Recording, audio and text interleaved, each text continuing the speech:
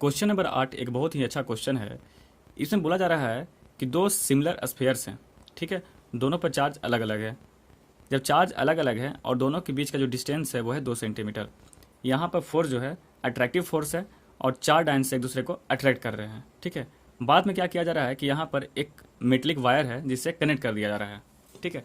अब अगर हम मेटलिक वायर से दोनों कनेक्ट करते हैं तो दोनों पर चार्ज डिस्ट्रीब्यूशन होने के कारण चार्ज का वैल्यू सेम हो जाएगा, ठीक है। तो इस केस में चार्ज का वैल्यू क्या हो जाएगा, सेम हो जाएगा, बट डिस्टेंस दोनों के बीच वही रह जाएगा, ठीक है ना।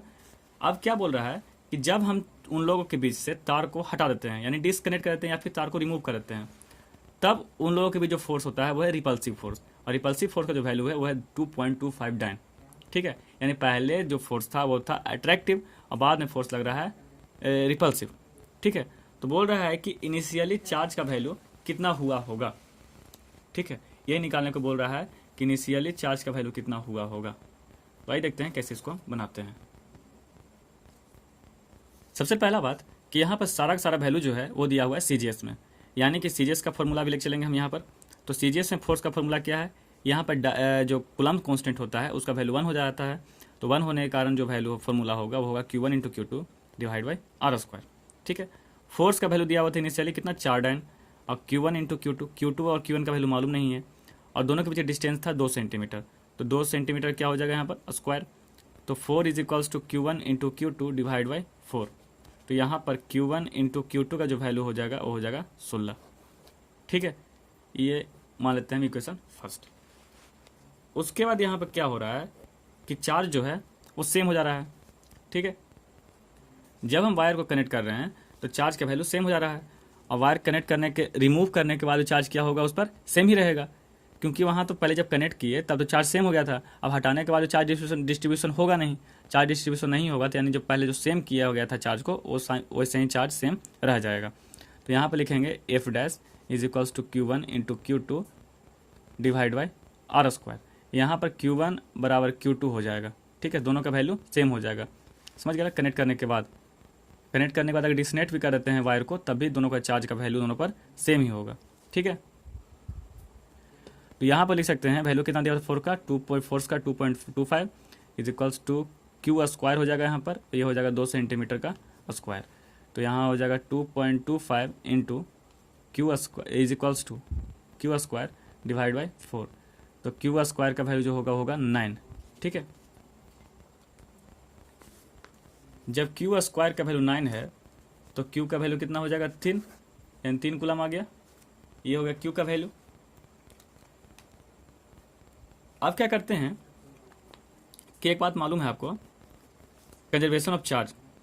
तो according to principle of conservation of charge, इससे क्या पता चलता है कि जो चार्ज इनिशियली था उतना ही चार्ज फाइनल भी होगा। Initial charge is equals to final charge. तो यहाँ पर देखा जाए तो इनिशियली चार्ज क्या था, Q1 प्लस Q2। बट यहाँ बात यहाँ पर ये समझना क्या है कि दोनों के बीच जो फोर्स लग रहा था शुरुआत में वो था अट्रैक्टिव फोर्स। अब अगर अट्रैक्टिव फोर्स है इसका मतलब है कि एक चार्ज दूसरे चार्ज का क्या है, अपोजिट है। यानी मान लेते हैं कि Q2 क्या है, माइनस में, ठीक है। और बाद में चार्ज क्या हो गया, सेम हो गया। चार्ज सेम हो जाने के कारण क्या लिख सकते हैं यहाँ पर, Q प्लस Q।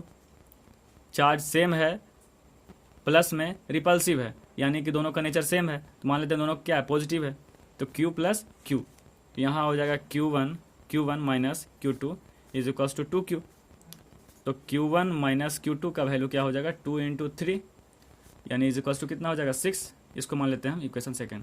फिर समझिएगा इस बात को कि प्रिंसिपल ऑफ चार्ज के अकॉर्डिंग क्या होता है कि जितना चार्ज अमाउंट ऑफ चार्ज पहले था उतना ही अमाउंट ऑफ चार्ज बाद में भी रहेगा, डिस्ट्रीब्यूशन के बाद भी।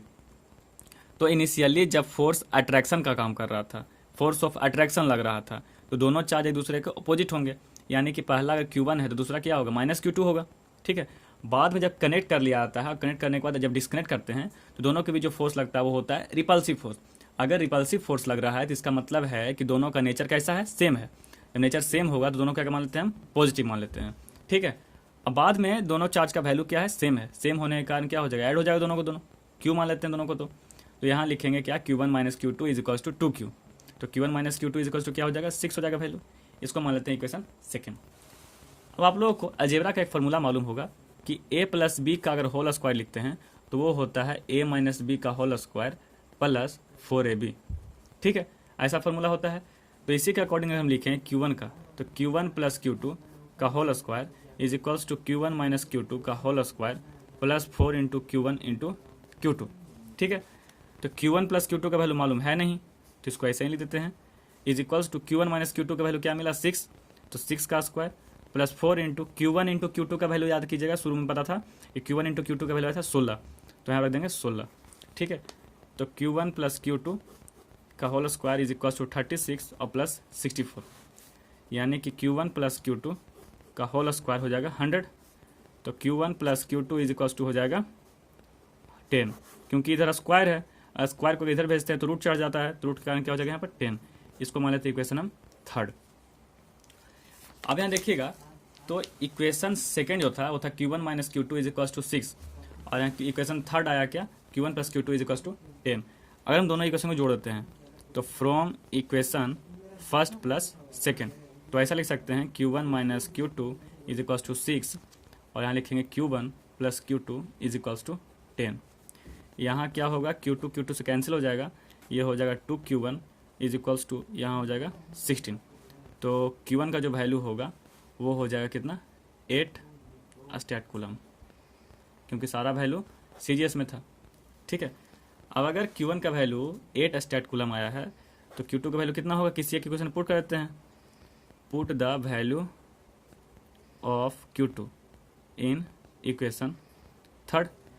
इक्वेशन थर्ड में रख के देखते हैं, तो इक्वेशन थर्ड क्या था, ये वाला Q1 plus Q2 is equal to 10, तो यहाँ रख देते हैं 8 plus Q2 is equal to 10। तो Q2 का वैल्यू कितना हो जाएगा, 2 स्टैट कूलम होगा। आशा करता हूँ कि आप लोग को समझ में आ गया हो अच्छे तरीके से।